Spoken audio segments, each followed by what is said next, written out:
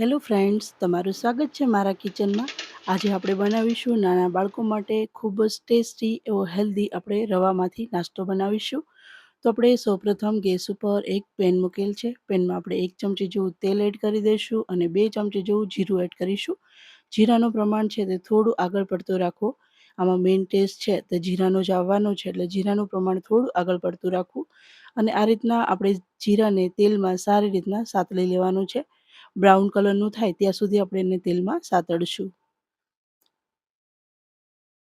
તો આ રીતના જીરું છે તે બ્રાઉન કલરનું થઈ જાય એટલે અહીંયા અડધી વાટકી જેટલો આપણે ઝીણો રવો લઈ લીધો છે.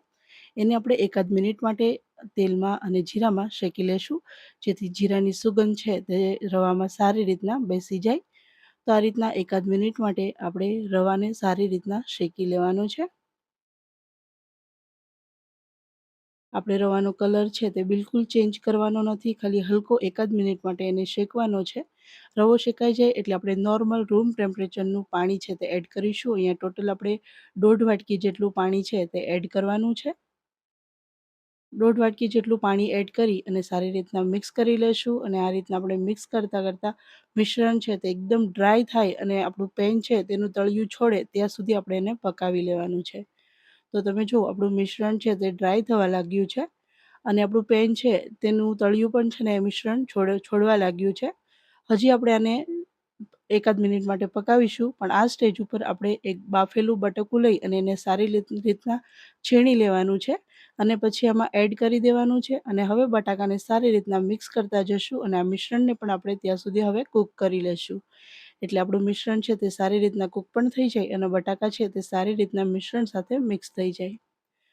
તો આ રીતના આ મિશ્રણ છે તે રેડી કરી લેવાનું છે. તો આપણું નાસ્તાનું મિશ્રણ છે તે રેડી છે.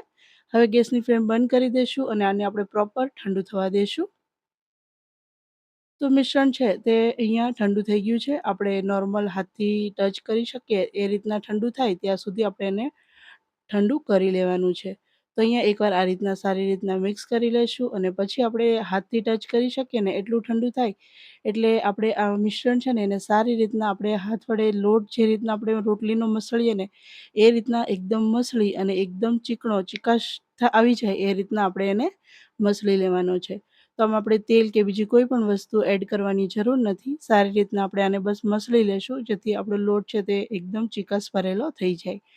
તો આપણો જે મિશ્રણ છે ને તે સારી રીતના આપણે એને મસળી લીધો છે અને તમે જોઈ શકો છો એમાં સરસ એવું એક બાઇન્ડિંગ આવી ગયું છે અને સરસ એક લચીલો લોટ હોય એ રીતના થઈ ગયો છે.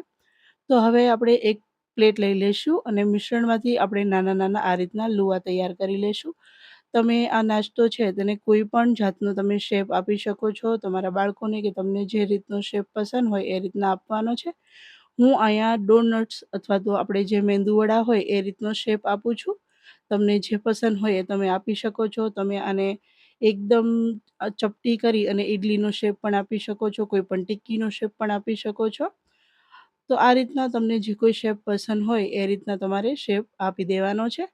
તો આ જ રીતના આપણે મેંદુવડા અથવા તો ડોનટના શેપમાં બધા નાસ્તાને આપણે તૈયાર કરી લેશું.